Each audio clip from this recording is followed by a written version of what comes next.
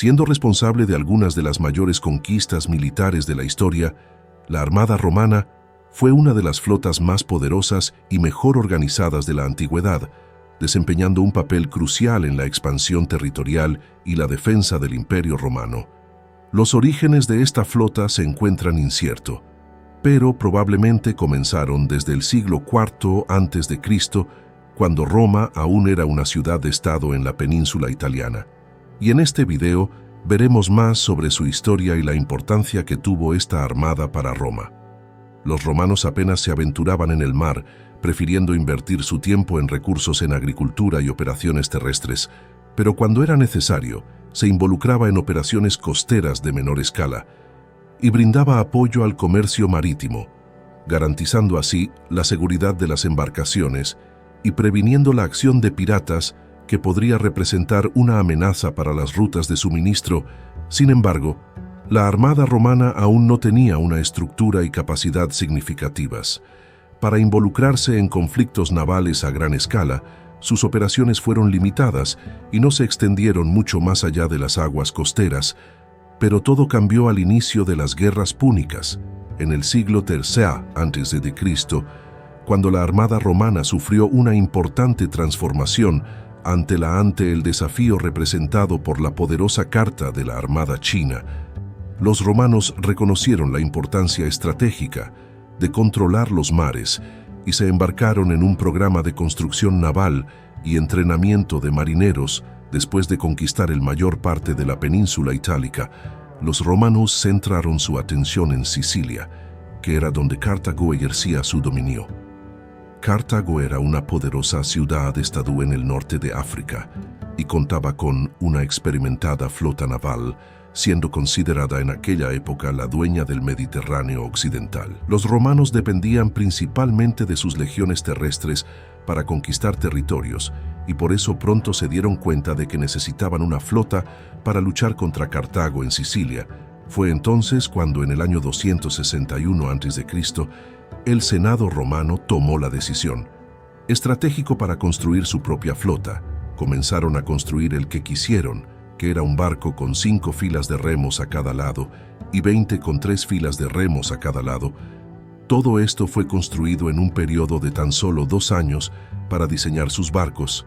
Los romanos aprendieron uno que quería una carta china náufraga y la utilizó como modelo. Aunque los romanos no tenían mucha experiencia naval, estaban decididos a desafiar la supremacía marítima de Cartago, una de las principales estrategias navales empleadas en ese momento, embestir era una táctica simple y más efectiva.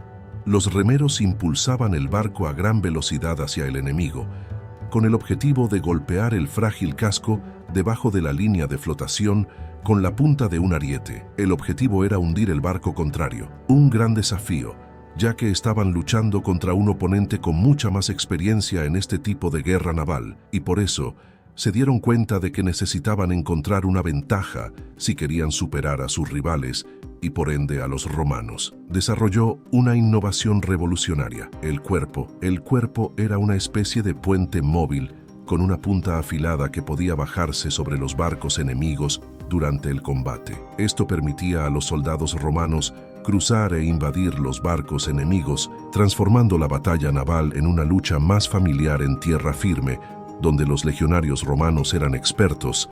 Esta táctica de acercarse a través del pueblo les dio a los romanos una ventaja decisiva, permitiéndoles enfrentar a los cartagineses en igualdad de condiciones.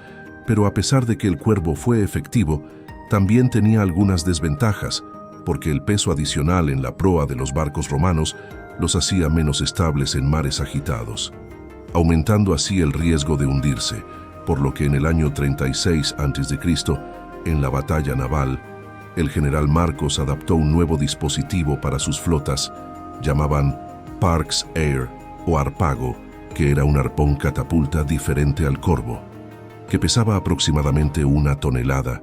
El Harpax tiene la ventaja de ser mucho más liviano, y esto permitía ser lanzado a largas distancias por un balista, Además, la garra del Arpax estaba hecha de bandas de hierro que eran prácticamente irrompibles y las cuerdas no se podían cortar debido a la longitud de la garra de hierro. Estas características hacían del Arpax un arma eficiente y formidable en las batallas navales de la época.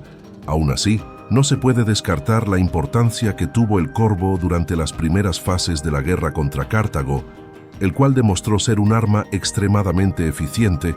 De esta manera, los romanos consiguieron una importante victoria, siendo la primera de ellos la batalla de Milas, donde el uso del pueblo resultó en una victoria inesperada sobre la flota cartaginesa, la victoria final.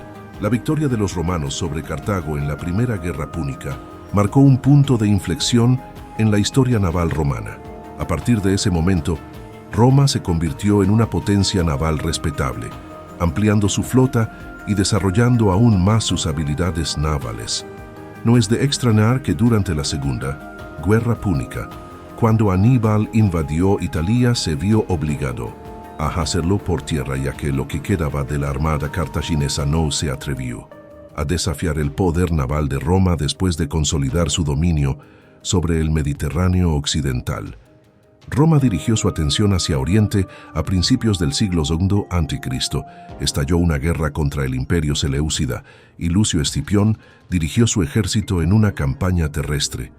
Con la armada desempeñando un papel de apoyo, la victoria contra el Imperio Seleucida convirtió a Roma en el gobernante indiscutible de todo el Mediterráneo. Pero incluso con tantas victorias navales, las fuerzas terrestres seguían ocupando la posición más importante. Para Roma, esto condujo a una reducción significativa de la flota naval romana.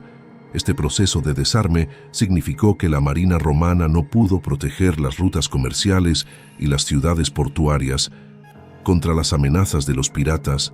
En el año 67 a.C., los piratas amenazaron con interrumpir los envíos de cereales a Roma, necesarios para apoyar a la población de la ciudad, además de invadir el puerto de Ostia, por lo que el Senado romano decidió enviar a Pompeyo el Grande para resolver este problema en un plazo de 3 meses.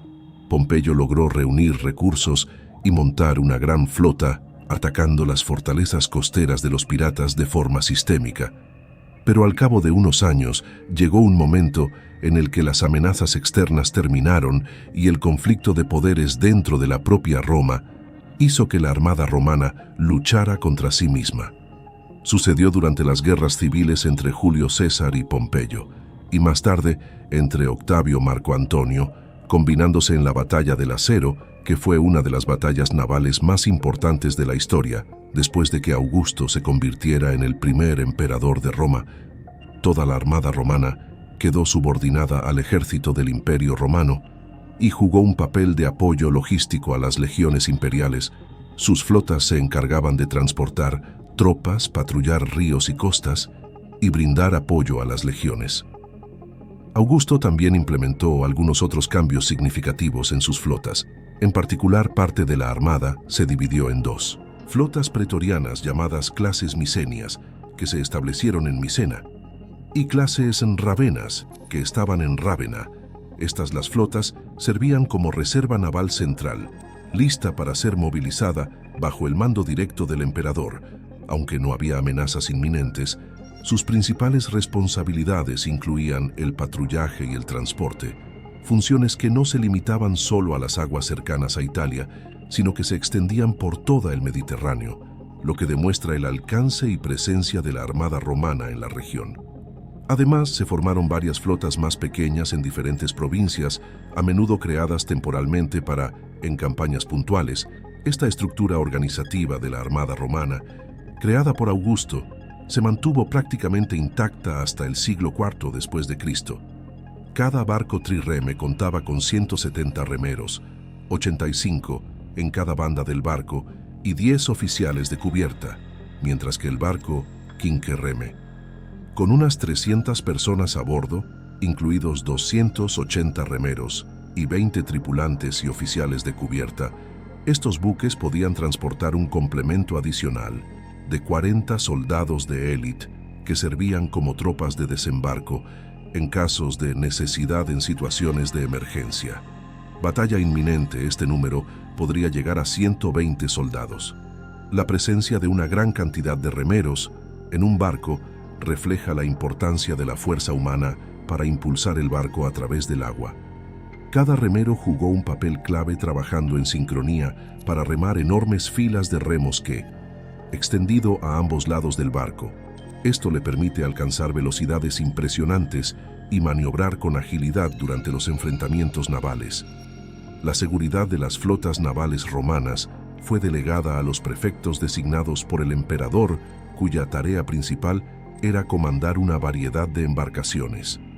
Los capitanes de barcos ocupaban posiciones prominentes en la jerarquía y generalmente eran designados como centuriones o trierarcas, las tripulaciones de los barcos militares. Los romanos desempeñaban un doble papel, actuando como marineros y soldados. Además de sus responsabilidades marítimas, estaban entrenados para luchar en tierra con armas ligeras cuando era necesario. Las tripulaciones estaban compuestas principalmente por reclutas locales, a menudo entre los miembros humildes de la sociedad, como los proletarios. También podrían incluirse reclutas de los estados aliados, prisioneros de guerra e incluso esclavos. Además de la armada romana, también tenía el apoyo de expertos marítimos de regiones como Grecia, que aportaron su experiencia en navegación y tácticas en cooperación con los aliados marítimos. Fue esencial para fortalecer las capacidades navales romanas y expandir su dominio en todo el Mediterráneo. La ubicación estratégica de los puertos proporcionó una base segura para las flotas romanas. Estos puertos fueron diseñados con estructuras artificiales para facilitar el movimiento y abastecimiento de los barcos. Los romanos desarrollaron una variedad de estructuras portuarias para satisfacer las necesidades de sus flotas, incluidos puertos internos que ofrecían refugio seguro a las embarcaciones, protegiéndolas de los vientos.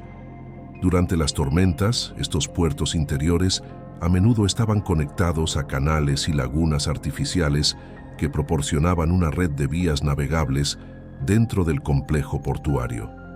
Además de los puertos internos, los romanos construyeron muelles para facilitar la atracción de las embarcaciones.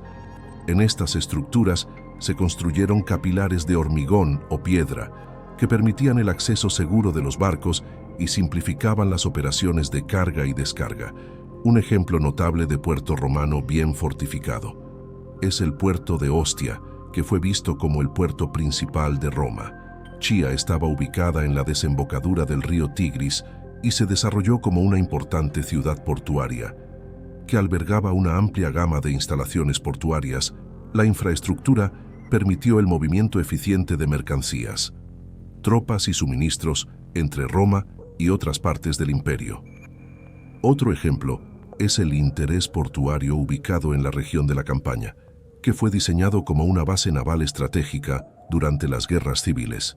Este puerto tenía un diseño complejo, interconectado internamente, complejos y una serie de canales que permitían la rápida movilización y mantenimiento de la flota romana.